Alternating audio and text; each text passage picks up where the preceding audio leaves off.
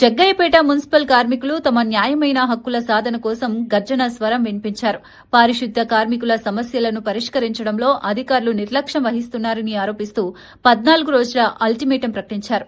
కార్మిక నేత సంకా హరీష్ మాట్లాడుతూ గతేడాది డిసెంబర్ 9న ఇచ్చిన ఫిర్యాదుపై అధికారులు పరిష్కారం సాధ్యం కాదని చెప్పడం బాధాకరమని అన్నారు.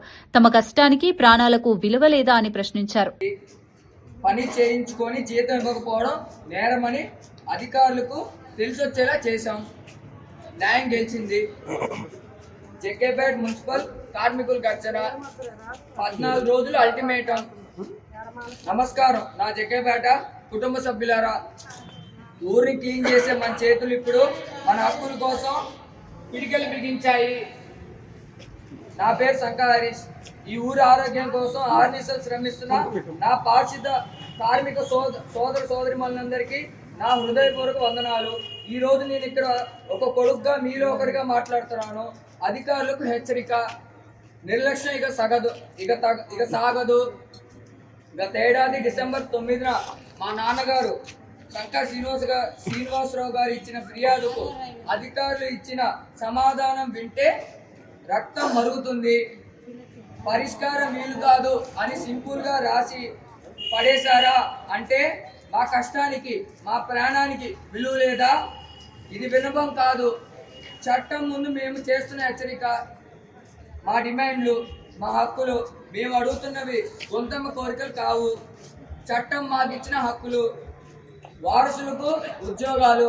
అధికారుల అబద్ధాలపై నేను సమాచార హక్కు ఆర్టీ అస్త్రం వేస్తాను.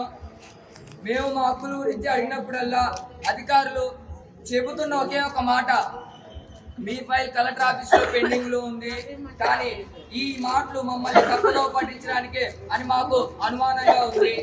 అందుకే అధికారులకు నేను ఇచ్చే సవాల్ ఇది. ఆర్టీ అస్త్రం ఫైల్ నిజంగా క్రిమినల్ నేరం.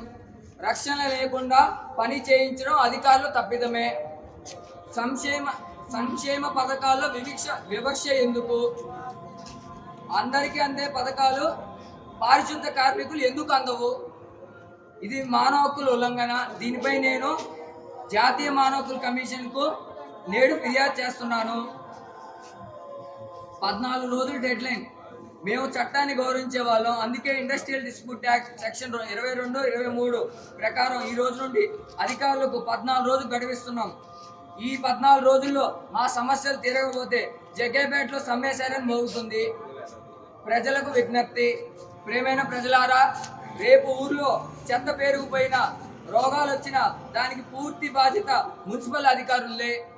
కమిషనర్ గారు వచ్చి మాకు రాతపూర్వక హామీ ఇచ్చే వరకు ఈ పోరాటం ఆగదు. ముగింపు. శ్రమ దోపిడీ నశించాలి. కార్మిక ఐక్యత వర్ధిల్లాలి. చెప్పండి, శ్రమ దోపిడీ నశించాలి. కార్మిక ఐక్యత వర్ధిల్లాలి. గట్టిగా, శ్రమ దోపిడీ నశించాలి.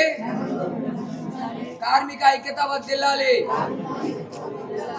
ధన్యవాదాలు. మీ సంకా హరీష్.